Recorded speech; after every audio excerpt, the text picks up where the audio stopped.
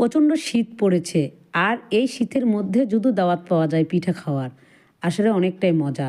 আসসালামু আলাইকুম প্রিয় দর্শক, এটা আমার মায়ের বাড়ি।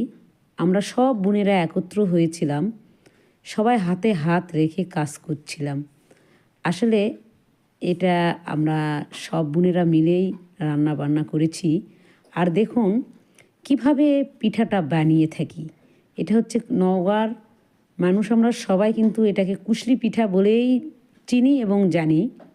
আপনারা কে কি বলেন একটু কমেন্টে বলে দিবেন। এটা আমরা কুশলি পিঠা বলেই থাকি।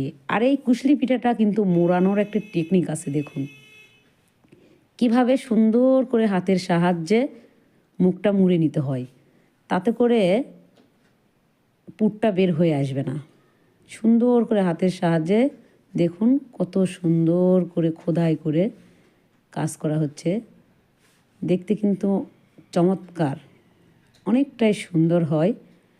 আর এটা মানে ফেটেও যায় না, পড়েও যাবে না, খুব সুন্দরভাবে দেখুন।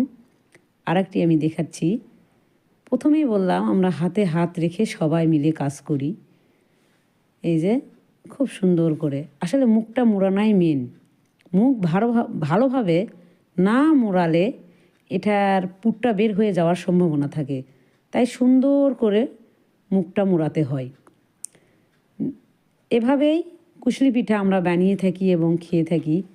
তাতে করে অনেকটাই টেস্ট হয়, অনেকটাই স্বাদ অসাধারণ, দেখতে অনেক সুন্দর।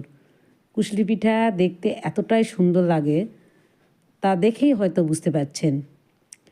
এই যে অর্ধেকটা হওয়ার মধ্যেই আসলে অনেকগুলো করা হচ্ছে, যেহেতু আমাদের বাড়ির সদস্য অনেক। আসলে কে কোথা থেকে আমার ভিডিওটি দেখতেছেন একটু কমেন্টে সবাই জানাবেন। ধন্যবাদ। আজকের ভিডিও এতটুকুই। আল্লাহ হাফেজ।